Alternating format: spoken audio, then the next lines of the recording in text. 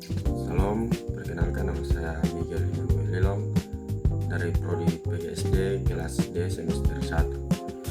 Di sini saya akan menjelaskan tentang tugas pengantar pendidikan. Yang pertama, hubungan timbal balik antara pendidikan dan pembangunan. Pendidikan dan pembangunan memiliki hubungan yang saling mengaruhi. Keduanya tidak bisa dipisahkan karena kemajuan suatu bangsa sangat bergantung pada kualitas pendidikannya. Yang pertama, pendidikan mendorong pembangunan. Pendidikan memberikan kontribusi besar bagi pembangunan melalui yang pertama, pendidikan kualitas sumber daya manusia (SDM). Pendidikan membuat masyarakat lebih terampil, berpengetahuan dan siap bekerja. Yang kedua, meningkatkan produktivitas kerja. Tenaga kerja terdidik dari mampu bekerja lebih efektif dan efisien. Yang kedua, mendorong inovasi dan teknologi. Melalui riset dan keterampilan, pembangunan ekonomi dan sosial dapat berkembang lebih cepat. Yang keempat, mengurangi kemiskinan. Semakin tinggi pendidikan seseorang, semakin besar pendapatan pekerjaan yang layak. Yang kedua, pembangunan mendukung pendidikan. Sebaliknya, pembangunan yang baik juga mendorong peningkatan pendidikan. Yang pertama, pembangunan infrastruktur pendidikan seperti sekolah, laboratorium, perpustakaan, dan fasilitas teknologi. Kedua, peningkatan anggaran pendidikan. Pembangunan ekonomi yang kuat memberikan dana lebih besar untuk sektor pendidikan. Yang ketiga, lingkungan sosial yang stabil. Keamanan, kesehatan, dan kesejahteraan sosial membuat proses pendidikan berjalan lebih lancar. Yang keempat, kesempatan belajar yang lebih merata. Pembangunan transportasi dan teknologi membuka akses pendidikan bagi masyarakat di daerah terpencil. Yang kedua, optimalisasi kualitas SDM melalui pendidikan.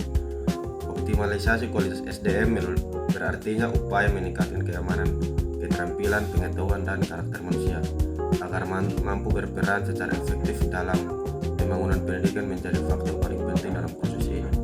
Yang pertama, pendidikan sebagai dasar pengembangan pengetahuan. Pendidikan memberikan pengetahuan besar seperti membaca, menulis, berhitung, serta pemahaman umum tentang dunia. Yang kedua, keterampilan untuk meningkatkan keterampilan skill melalui pendidikan formal, non-formal, dan rasional. Seseorang dapat memperoleh keterampilan teknis dan praktis seperti pertama, keterampilan teknologi, kedua, manajemen, ketiga, komunikasi, keempat, perusahaan. Keterampilan tersebut sangat penting untuk kebutuhan dunia kerja. Yang ketiga, pendidikan pembentukan karakter dan batas kerja. Optimalisasi SDM bukan hanya tentang kecerdasan, tetapi juga karakter. Pendidikan membantu membentuk pertama, disiplin, tanggung jawab, etika, integrasi, kemampuan bekerja sama.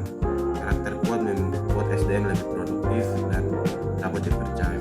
Yang keempat, pendidikan meningkatkan kreativitas dan inovasi.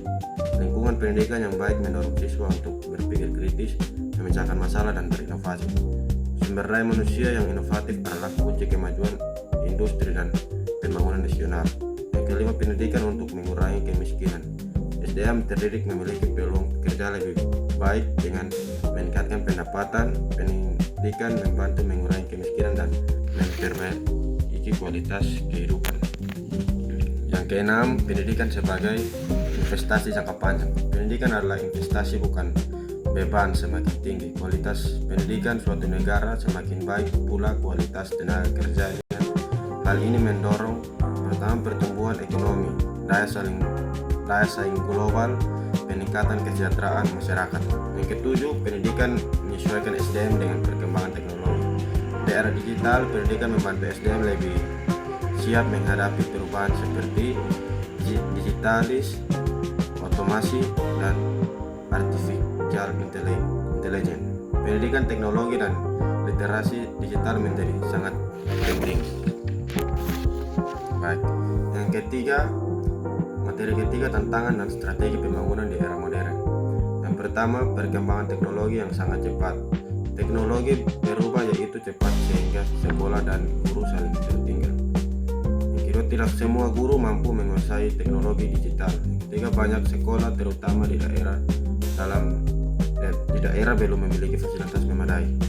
Kedua, kesenjangan akses pendidikan. Masih ada perbedaan besar antara kota dan daerah, kota dan desa. Akses internet belum merata, keluarga dan ekonomi lemah sulit menyediakan sarana belajar digital untuk anak-anaknya.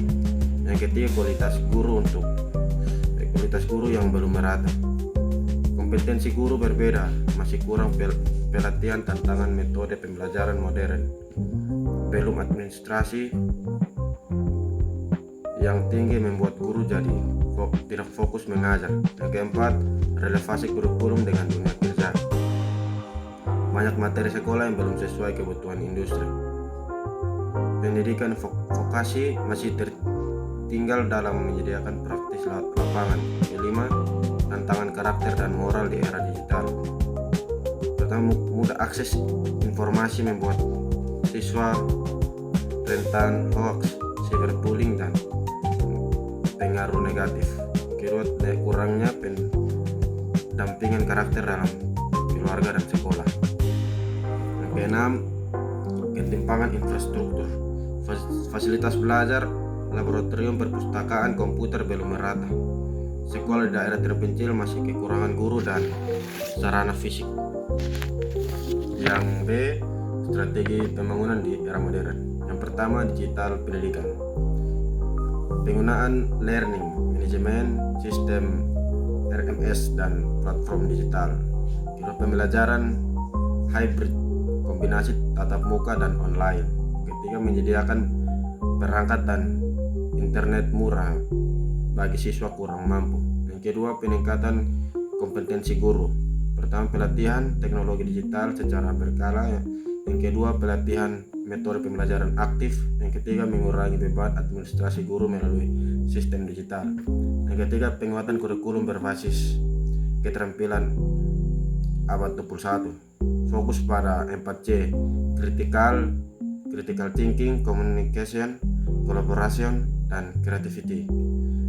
Yang kedua, menambah literasi digital, literasi teknologi, dan literasi data. Yang ketiga, keterkaitan kuat antara sekolah, perguruan tinggi, dan industri. Yang keempat, pemerataan akses pendidikan. Pemerataan akses pendidikan yang pertama, pemerintahan memperluas infrastruktur internet dan listrik. Yang kedua, program bersiswa untuk siswa tidak mampu. Yang ketiga, penguatan sekolah terpencil melalui program guru garis depan dan relawan pendidikan. Yang kelima, pembentuk karakter dan literasi digital. Pendidikan karakter sejak dini, pembiasaan etika digital, pendampingan siswa agar bijak menggunakan teknologi. Baik, sekian dari presentasi saya tentang 3 materi ini. Sekian dan terima kasih.